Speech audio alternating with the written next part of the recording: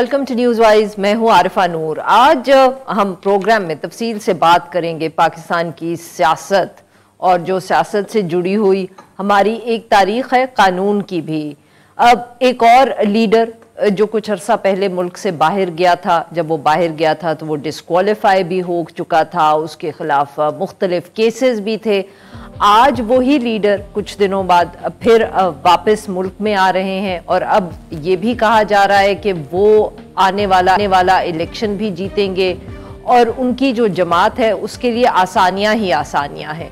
और एक जो दूसरी जमात है और एक उसका लीडर है जो आज से चंद साल पहले लगता था कि जिसके बारे में लाडला का लफ्ज़ इस्तेमाल होता था, द ब्लू आइड बॉय, आज वो जेल में है। उसकी जमात के ऊपर बहुत सी परेशानियां हैं, लीगल भी हैं, उसके अलावा भी मसाइल हैं। तो स्क्रिप्ट यानी कि वही है, सिर्फ शायद लीडर्स भी हम कह सकते हैं कि वही हैं, सिर्फ उनकी पोजीशन तब्दील हो रही है। और ये रील कि एक जिला वतन लीडर जो है वो वापस आ रहा है और पूरे मीडिया पे उसका जिक्र है और गुफ्तगू है, ये हम पहले भी देख चुके हैं। नवाज शरीफ साहब की वापसी का अब इंतज़ार है। 21 अक्टूबर को उन्होंने मुल्क में वापस आना है। अब बहुत तैयारी हो रही है और हो चुकी है उनकी जमात की तरफ से।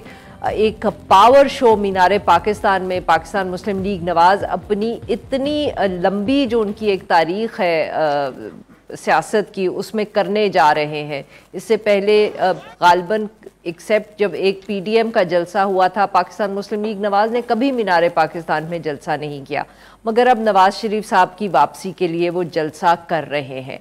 अब उसकी तैयारी के लिए उनके लीडर्स किस किस्म की कमिटमेंट्स भी ले रहे हैं, कमिटमेंट्स दे भी रहे हैं, इस पे तो हम बात करते ही रहे हैं। मगर पिछले दिनों में बहुत तेज़ी से जो लीगल इश्यूज थे नवाज शरीफ साहब की वापसी के हवाले से, उनको भी लगता है कि आसानी से अब तय किया जाएगा। जो उनका एक तोशाखाना का केस था उसमें एहतसाब अदालत ने एक उनकी ना सिर्फ पिटिशन सुनी बल्कि उनको 24 अक्टूबर तक उनके जो वारंट हैं गिरफ्तारी के वो मुअत्तल भी कर दिए हैं और एयरपोर्ट पर उनको गिरफ्तारी से रोक भी लिया है। ये जो फैसला था ये एहतसाब अदालत ने दिया और इसी तरह इस्लामाबाद हाई कोर्ट ने भी नवाज शरीफ साहब की जो 24 अक्टूबर तक हिफाजती ज़मानत है उसको मंजूर कर लिया है और बाकी केसेस में भी उनको गिरफ्तार करने से रोक दिया है।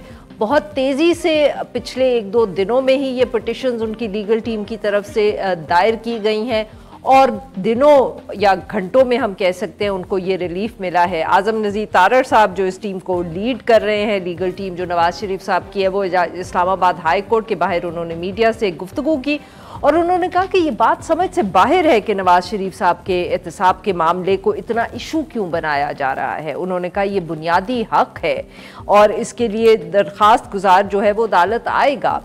उन्होंने कहा कि मियाँ साहब जो है वो कोर्ट का सामना भी करेंगे और जो लीगल टीम है वो उनकी मुआवनत भी करेगा। दूसरी तरफ पाकिस्तान तहरीक इंसाफ के जो चेयरमैन हैं इमरान खान साहब, उनके जो इस वक्त फैसले हैं या उनको जो रिलीफ चाहिए कोर्ट से वो मिलता हुआ नज़र नहीं आ रहा। एक के बाद दूसरा केस उन पर बन रहा है, बेल भी मुमकिन नहीं लग रही।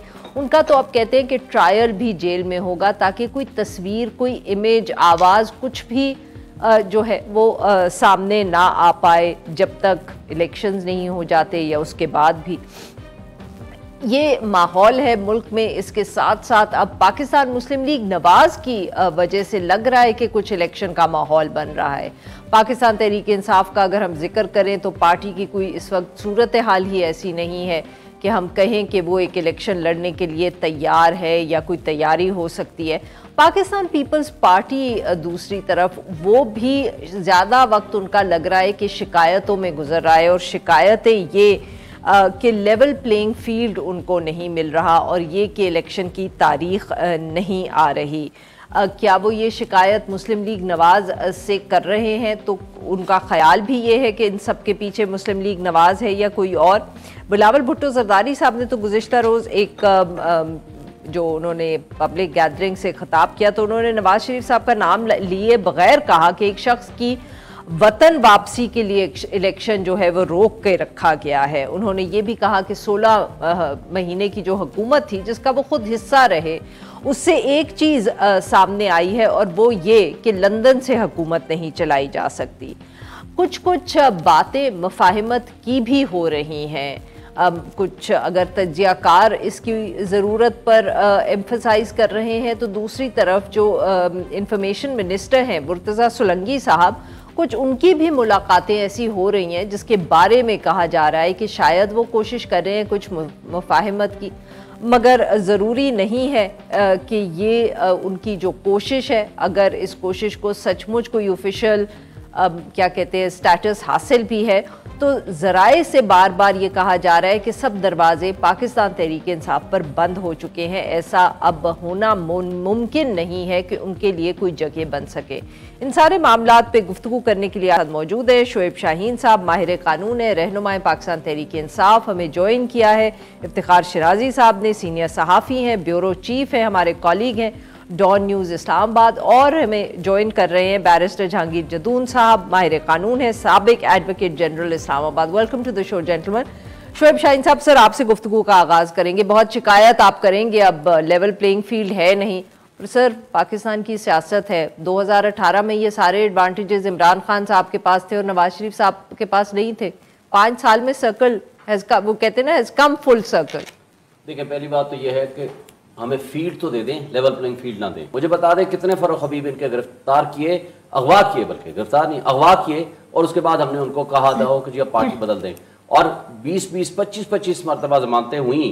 परवेज़ इलाही की उठा लें, शाहिद आफरीदी की उठा लें, बाकी लोगों की, और अदालतों से वो बाहर नहीं आए, और अदालतें ये कहने पर मजबूर हो गई हैं कि जाओ आप एक प्रेस कॉन्फ्रेंस करोगे तो आपकी रिहाई मिलेगी, वरना आपको नहीं मिलेगी। कितने लोगों के साथ ये सलूक हुआ था? बात ये नहीं है।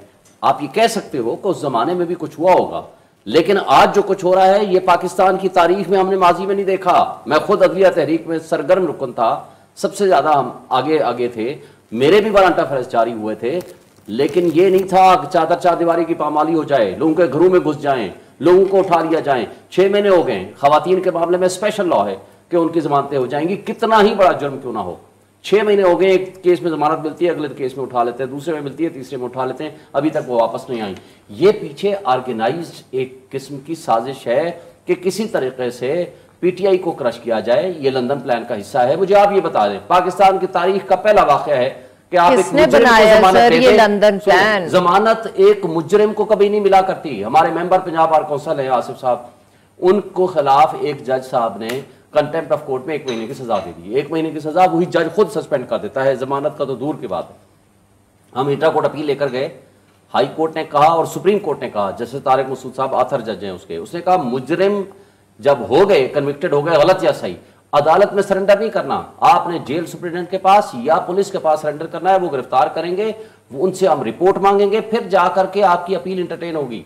यहां मुझे बता दें, किसी मुजरिम की पाकिस्तान की तारीख में आज तक ऐसा नहीं हुआ उसकी प्रोटेक्टिव बेल हो जाए। और आज भी अच्छा सर, अगर ये नहीं सर अब बाकी भी शिराज साहब अगर आप इजाजत दें, मैं ये जहांगीर जदून साहब के पास पॉइंट, जहांगीर साहब आपने शोएब साहब की बात सुनी कि आज तक पाकिस्तान की तारीख में नहीं हुआ कि एक मुजरिम को इस तरह बेल मिली हो, और वो भी इश्तिहारी, वो भी इश्तिहारी। देखें, इनको साथ ये भी पूछें कि जो एजेंसी जिसने केस बनाया, ये कोई पर्सनल इंजरी का केस नहीं था, किसी को मर्डर हुआ कि ये उनके लवाकिन थे वहाँ पे बैठे हुए, या उन्होंने कहा जी हम कंप्रोमाइज नहीं करते। नैब एक स्पेशल लाया, नैब के तहत जितने भी वाइट कलर क्राइम है उन्होंने रेफरेंस भेजा सुप्रीम कोर्ट की डायरेक्शन में। आज दिन तक कभी हुआ है कि उस दिन सुप्रीम कोर्ट ने पूछा है जी कि एक मॉनिटरिंग जज जो है, एक सुप्रीम कोर्ट का जज दूसरे को किस तरह ऑर्डर दे सकता है कि आप ये मॉनिटर करें, अगर वो नहीं करता तो फिर उसके खिलाफ कंटेम्प्ट कोर्ट। ये देखिए, जिस तरह आपने कहा है 2018 में भी बड़े अनोखे वाकयात हुए, इनको मानना चाहिए, इनको एक्सेप्ट करना चाहिए कि ज्यादती हुई है। आगे देखें ना, अब आप एक बंदा एक जगह पे लटका रहे या अड़ा रहे, उससे आगे फिर आगे नहीं जा सकता बंदा। जो ऐसा अनोखा केस आपने देखा है, तो उन्होंने इस सिस्टम से, मैं कहता हूँ मियां नवाज शरीफ ने बदला लिया है। यही जज जो बैठे हुए हैं आज, मैं खुद पिटीशन लेके गया, ये जो तोशाखाना वाला केस सर, अगर इन्होंने नवाज शरीफ साहब से बदला लिया तो इस वक्त इमरान खान साहब से बदला कौन ले रहा है? वो इमरान खान भी इस सिस्टम से बदला लेगा, ये मेरी बात रिकॉर्ड कर लें आप, वो भी इस सिस्टम से बदला लेगा। उसने 2018 में लिया है। बताएं कि इमरान खान से बदला कौन ले रहा है? सर वो तो बात की बात आएगी ना, अजय तवारी नहीं आ रही, अजय तो और स्टोरी है। इमरान खान जिनके खिलाफ तकरीरें करता रहा है, जिनको कहता रहा है, मैं जिन पर 9 मई को हमला किया जिन पे, ये देखे ना, एक स्टेट के खिलाफ आप जितना ऑफेंस करेंगे स्टेट फिर प्रोएक्टिव हो जाती है, नॉट एक्टिव, प्रोएक्टिव। अब ये जितने भी कॉन्सिक्वेंसेज हैं इनको बर्दाश्त करने पड़ेंगे। उन्होंने तो 2018 में कोई 9 मई नहीं किया था, उन्होंने 2018 में क्या जुर्म किया था कि एक बंदे को। अच्छा, तो आप सर ये कह रहे हैं कि ये अब रियासत की तरफ के कॉन्सिक्वेंसेज हैं और ये अब इमरान खान साहब को बर्दाश्त करने पड़ेंगे। जी नाज़रीन, यहाँ पे लेते हैं एक छोटा सा break, will be right back और हम अपने मेहमानों से गुफ्तगू जाएंगे। स्टे विद अस।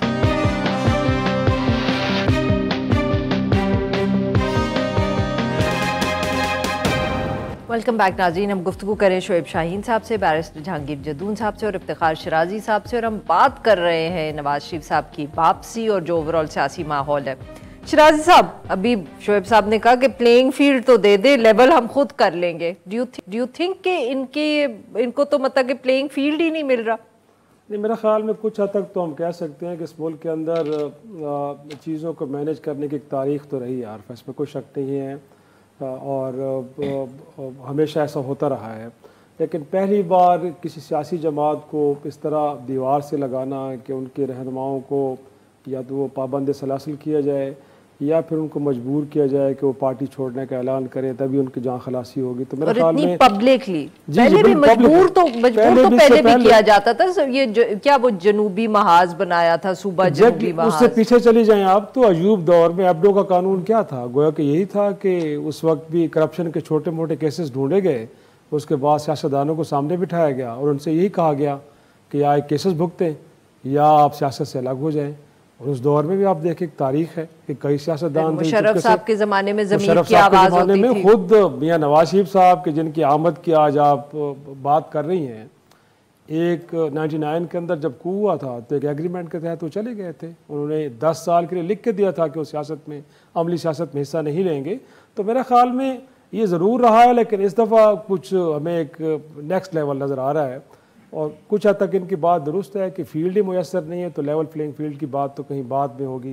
लेकिन मेरे ख्याल में जो कुछ हो रहा है आरफा, इसका नुकसान तहरीक इंसाफ को तो अपनी जगह पे हो रहा है, लेकिन उनके जो ओपोनेंट प्लेयर्स हैं लगता है कि उनको भी इसका नुकसान होगा कि आवाम देख रही है, अब ज़राए हैं बहुत सारे इत्तलात के और लोगों को मालूम है कि सब कुछ जो हो रहा है वो क्या हो रहा है और कौन कर रहा है।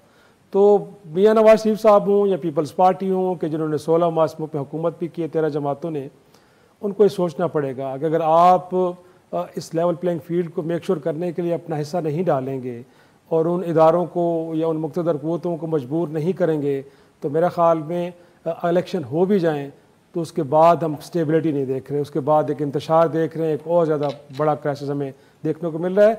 तो मैं समझता हूँ कि नवाज शरीफ आ रहे हैं, उनके लिए अदालतें जिस तरह सहूलतकारी का माजरत के साथ रोल प्ले कर रही हैं, ज़रूर करें। इससे पहले भी बहुत कुछ हुआ है, हमने ये भी देखा है कि इस मुल्क के अंदर फॉरेन फंडिंग केस 8 साल तक चलता रहा, 8 साल के बाद उसका फैसला फिर एकदम हिलना शुरू हो गया। तो तहरीक इंसाफ के लोग अगर आज ये गिला करें कि अदालतें उनके लिए बिछी जा रही हैं, तो किसी ज़माने में इनके लिए भी कुछ ऐसा ही था कि इनके केसेस लंबी लंबी तारीखें मिलती थी और कोई कुछ होता भी नहीं था। तो मेरा ख्याल में अब हमें देखना ये है कि आगे की सूरत हाल क्या बनती है। आगे की सूरत हाल क्या बनती है। जी शोएब साहब, अब इमरान खान साहब के केसेस की क्या सूरत हाल है? I mean, do you expect any relief? अब ये मत कहिएगा हमने बेल कर दी, वो कर दी। अब ओवरऑल सिचुएशन देख के सिर्फ लीगल पॉइंट ऑफ व्यू से मत कहें, कोई उम्मीद है कि कोई रिलीफ मिलेगा?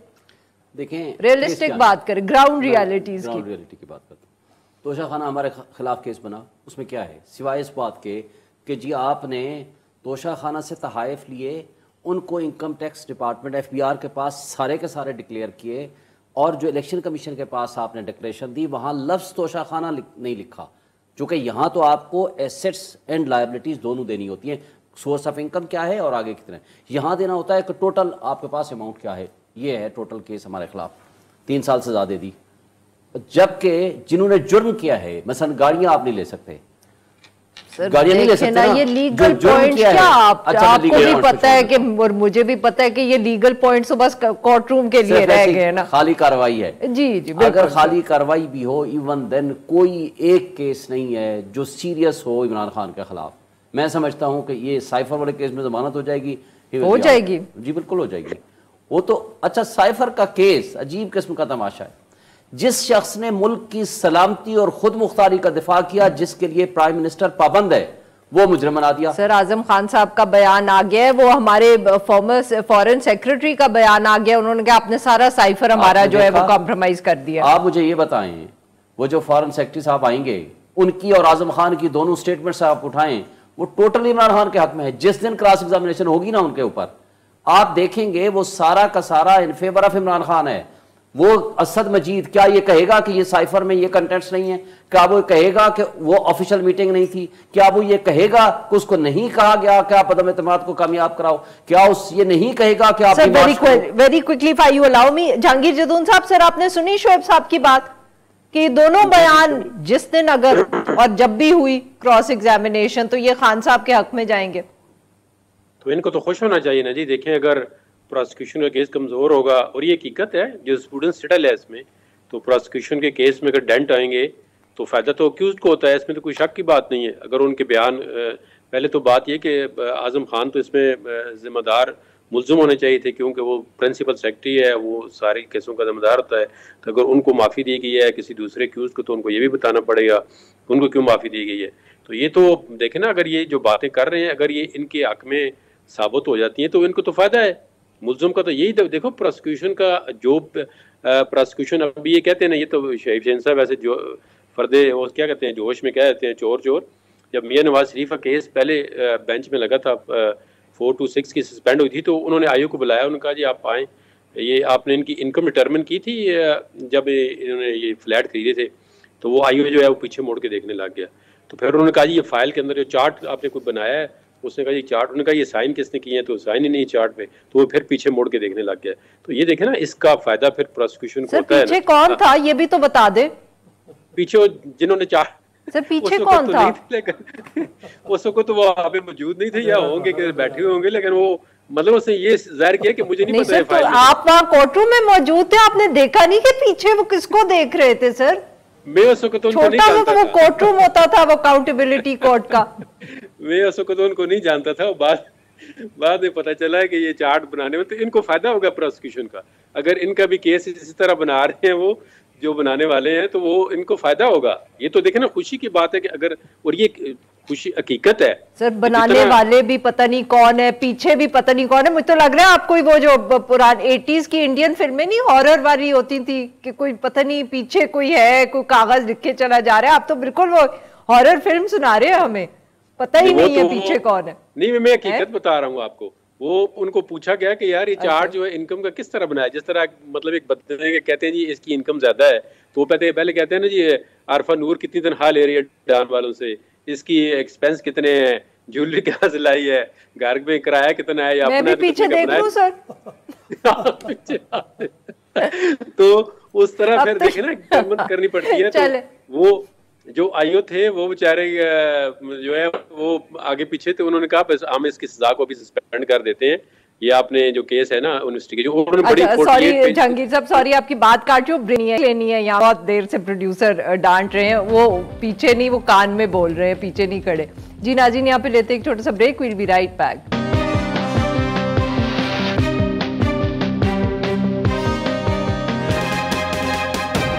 वेलकम बैक नाज़रीन, हम गुफ्तगू करें शोएब शाहीन साहब से, इफ्तिखार शिराज साहब से और जहांगीर जदून साहब से। शिराज साहब, आज तो बिलावल भुट्टो जरदारी साहब की अपने तकरीर सुनी, उन्होंने तो कमाल ही कर दिया। कहते हैं कि 16 महीने में पता चल गया कि लंदन से हुकूमत नहीं चाहते, तो 16 महीने वो क्या कर रहे थे? पता नहीं, 16 महीने वो दौरे करते रहे, गैर मुल्की दौरे करते रहे। मेरे ख्याल में मुल्क उनको पता ही नहीं चला कि लंदन से फैसले हो रहे हैं। एग्जैक्टली ऐसा ही है, लेकिन मेरे ख्याल में अब पीपल्स पार्टी को परेशानी यही लाहक है कि शायद इस केक में उनका हिस्सा बड़ा ही छोटा सा रह गया है, और शुरू में जिन अरेंजमेंट्स के तहत वो आए थे उनको शायद यकीन दहानी कराई गई थी कि शायद आने वाले सेटअप में उनका एक बड़ा रोल होगा। और देखा था आपने कि जब हुकूमत ख़त्म हुई, बल्कि ख़त्म होने से कुछ अरसा पहले आसिफ जरदारी साहब पंजाब के बड़े दौरे कर रहे थे, वहाँ पड़ाव डाल रहे थे। ख्याल ये था कि साउथ पंजाब के लोग और फिर इसी तरह पंजाब के दीगर इलाकों से भी कुछ लोग होंगे जो पीपल्स पार्टी को ज्वाइन करेंगे, वाले भी उनको ज्वाइन करने एग्जैक्टली। लेकिन वो सारे मफलर फिर वापस लेके आ गए, और यही सूरत हाल उनके लिए बलूचिस्तान में भी बनी कि बाप पार्टी के बहुत सारे लोग, वालदैन वाले, सर बाप ना कहा, अच्छा वालदैन वाले बिल्कुल। तो वो भी कदूस बेजंजो साहब के जो पहले तो शायद कह रहे थे कि वो पीपल्स पार्टी में जाएंगे, बाद में खतूत लिख के उनका शुक्रिया अदा कर रहे थे कि वो नहीं आ रहे। तो मेरे ख्याल में अगले 5 साल उनको लग रहा है कि शायद वो सिंध तक महदूद रहें, या सिंध में भी उनको लगता है कि उनको कोई टफ टाइम ना मिले। तो फिर आप जब परेशान हो तो इसी तरह की गुफ्तगू करते हैं कि एक शख्स के लिए इलेक्शन को इल्तवा में डाला जा रहा है, या ये आप इस तरह की गुफ्तगू करें कि जिससे रिएक्ट नहीं करती। आपने नोट यकीनन किया मेरे कि ख्याल बिल्कुल नहीं करेगी क्योंकि रिएक्ट करेगी तो फिर बातें कुछ और खुलेंगी। और वो लोग कि जो 16 माह एक साथ रहे हों, तो मेरे ख्याल में अब पीपल्स पार्टी के स्टेटमेंट को सिर्फ स्टेटमेंट के तौर पर नहीं लिया जाएगा, बल्कि उसकी मीनिंग होंगे क्योंकि साथ रहे हैं। तो मेरा ख्याल में पीपल्स पार्टी कोशिश करेगी अपने लिए स्पेस लेने के लिए, लेकिन जो आप बात करें कि नून लीग का रिएक्ट करना, बड़े समझदार लोग हैं वो करेंगे। अच्छा, उन्हें पता है कि कुछ और बातें होंगी। तो मेरे ख्याल में वो जिस अंदाज में आगे बढ़ रहे हैं, जिस तरह की फैसिलिटेशन उनको मिल रही है, मेरे ख्याल में आरफा, उनको तो रिएक्ट करना ही नहीं चाहिए। उनके लिए तो सब कुछ है, तो फिर क्या ज़रूरत है आपको गुफ्तगू करने की। शोएब शाहीन साहब, सर नए चीफ जस्टिस साहब भी आए हैं और बहुत 1-2 केसेस का जिक्र हो रहा है। कहा जा रहा है कि अब उन्होंने भी कोई हिंट दे दिया है कि जल्द वो इलेक्शन का केस और जल्द वो मिलिट्री कोर्ट्स में ट्रायल का केस वो सुनेंगे। आप भी इसको इसी तरह रीड कर रहे हैं सर? क्या आप ये एक्सपेक्ट कर रहे हैं? जिस दिन प्रैक्टिस एंड प्रोसीजर बिल का इशू खत्म हुआ था, वेरी नेक्स्ट डे ये वाले इंपॉर्टेंट केस लगाने चाहिए। देखें 90 डेज के इलेक्शन की बात है। अब 90 डेज के इलेक्शन को आप देखें, पिटिशन फाइल हुए 2 महीने हो चुके हैं, अब 2 महीने गुजर गए हैं, 2-2.5 महीने गुजर गए हैं। अब 90 डेज का इलेक्शन कैसे होगा? 6 नवंबर लास्ट डेट बन रही है। उसको तो एक दिन उसका कीमती है। जिस केस का मसलन हम स्टे लेने जाएं कि जनाब इस मकान को गिरा रहे हैं, जज 10 दिन बाद की या 20 दिन बाद की डेट दे दे, इस दौरान मकान गिर जाए, तो फायदा क्या होगा? हम गए थे 90 डेज के इलेक्शन लेने के लिए, अगर वो वक्त पे नहीं होता तो उसका नुकसान है ना। Sir beggars can't be choosers. अब तो ये हाल है कि हम कहते हैं जनवरी में हो जाए तो बड़ी बात है। आपने वो बता दिया ना, वो जब साइफर आया था उसने यही कहा था, बेगर्स आर नॉट चूजर्स। तो अब हम बेगर्स हैं सर। सिमिलरली उसमें ख्वाजा आसिफ ने कहा था, वो अमेरिका तो हमारा वेंटिलेटर है, उसके साथ क्यों हमारे ताल्लुकात ख़राब करते हो। देखें इस वक्त अदलिया के ऊपर भारी जिम्मेदारी है। पब्लिक, कौम, लोग इस वक्त नाउमीद और मायूस हो चुके हैं इदारों से, लोगों से। इस वक्त की कैफियत से वाहिद होप है अदलिया। टाइम बड़ा थोड़ा है, जहांगीर साहब से भी कमेंट की तरफ लोग देख रहे हैं। अदलिया को अपना रोल अदा करना चाहिए, बुनियादी हुकूक बहाल करने चाहिए। Same question to you sir, क्या आपको लगता है कि अब चीफ जस्टिस साहब ये 2 इश्यूज उठाएंगे और जल्द उठाएंगे? पहले मैं एक सेकंड के लिए आपको पिछला वो बता दूं। जिस तरह देखिए वो कह रहे हैं बिलावल कि जी इलेक्शन टाइम पे होना चाहिए, तो लास्ट जो बिल्कुल वीक था, इन्होंने खुद सीसीआई की मीटिंग करके खुद अप्रूवल दी है जी कि ठीक है, वरना अगर ये ना देते, वहाँ से बैकआउट करते या अपने को प्रोटेस्ट ऑब्जर्वेशन करते तो इलेक्शन हो सकता है डिले होने का कोई बहाना ना मिलता कि जी हम डिलिमिटेशन करते हैं। इन्होंने खुद एक जवाब पहले प्रोवाइड किया है डिलिमिटेशन का, हालांकि मेरे पर्सनल उसमें कॉन्स्टिट्यूशन में कोई प्रोविजन नहीं थी कि आप डिलिमिटेशन करें, तो आप ये कह रहे हैं जी इलेक्शन टाइम पे नहीं होते। अब इनको जिस तरह शराजी साहब ने कहा है वो ड्यू शेयर नहीं मिल रहा, तो अभी ये उसमें बातें कर रहे हैं। वो दूसरे पिटीशन पे तो आए ना चीफ जस्टिस साहब पे। दूसरे चीफ जस्टिस साहब ने पिटीशन, बिल्कुल हम तो इस चीज़ के शुरू से हम ये कि इलेक्शन जो है जो कॉन्स्टिट्यूशन के अंदर टाइम फ्रेम है उस पर होना चाहिए।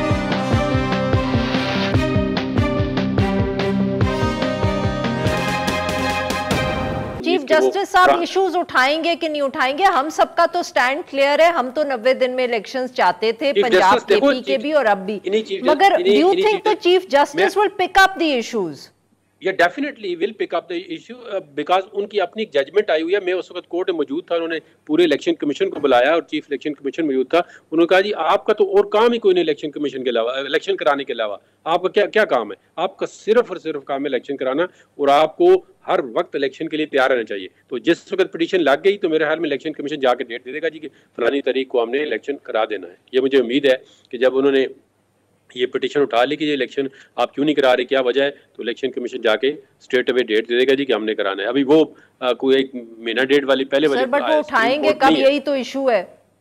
नहीं, वो तो आप 15 प्रैक्टिस एंड प्रोसीजर एक्ट में लिखा हुआ है कि इंपॉर्टेंट जो मैटर है वो विद इन 14 डेज लग जाएंगे। इनको अभी जाके अर्जेंट हियरिंग की एप्लीकेशन देनी है, वो खुद बहुत लग जाएगा, 14 दिन के अंदर लगेगा। बिल्कुल ठीक। शराज साहब, अब होपफुल, हमारे दोनों वकला दोस्त तो बड़े होपफुल है। आपको लग रहा है कि काजी फैजी साहब ये दोनों इशू सर, और मिलिट्री कोर्ट्स वाला भी है? मेरा ख्याल में इसमें कोई शक नहीं कि पब्लिक इंपॉर्टेंस के इश्यूज़ हैं और इनको टेकअप करना चाहिए। और जिस तरह कह भी रहे हैं कि 6 नवंबर लास्ट डेट बनती है, अगर आपने 90 दिन के ब्रैकेट को मेक श्योर करना है तो मेरा ख्याल में बड़ा एक आइनी सवाल है। इसको तो मेरा ख्याल में, क्योंकि कहा यह जा रहा है कि अगर ऐसा आप नहीं करते तो वायलेशन ऑफ द कॉन्स्टिट्यूशन। हमें मालूम है इलेक्शन 90 दिन में होने चाहिए, हम में से कोई डिसएग्री नहीं कर रहा। बात तो ये है कि क्या चीफ जस्टिस साहब अब इनको इशू उठाएंगे कि नहीं उठाएंगे? मैं तो आपसे फ्यूचर की प्रेडिक्शन चाह रही हूँ। जो प्रैक्टिस एंड प्रोसीजर केस को लेके बैठे थे और बार बार उनके रिमार्क्स में ये बात आ रही थी कि इन मामलात को हमने जल्द निपटाना है, क्योंकि आज के दिन में उन्होंने कहा है कि पेंडेंसी के अंदर 150 केसेस और बढ़ गए होंगे।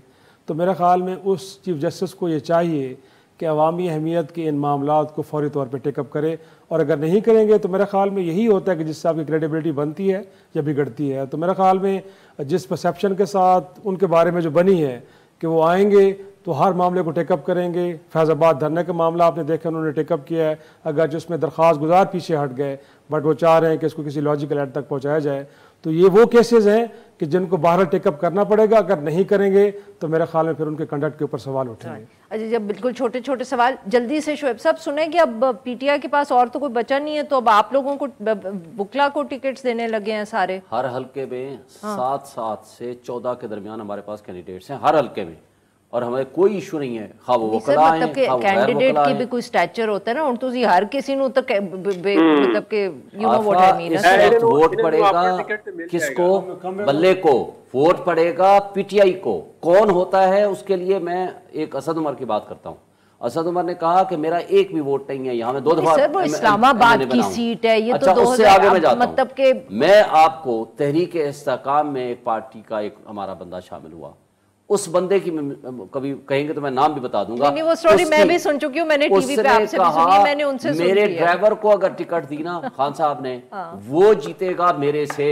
वो सीनियर मिनिस्टर का लेवल रहा है उस बंदे का। ये भी इनकी गलतफहमी है। देखें लोग आज इमरान खान के साथ खड़े हैं, आज लोग खान के साथ खड़े हैं, लेकिन क्या हर जगह अगर वकीलों को टिकटें मिलेंगी? नहीं, मैं तो सिर्फ कहता पूछ रही हूँ वकला को बल्कि ज्यादा रोल अदा करना चाहिए, इसलिए कि फ्रंट फुट पे आगे आना चाहिए। जहांगीर साहब कुछ कह रहे थे सर, हुक्मरानी के लिए जितना रोल ये अदा कर सकते हैं इतना कोई भी नहीं कर सकता। जी जहांगीर साहब आप कुछ कह रहे थे सर।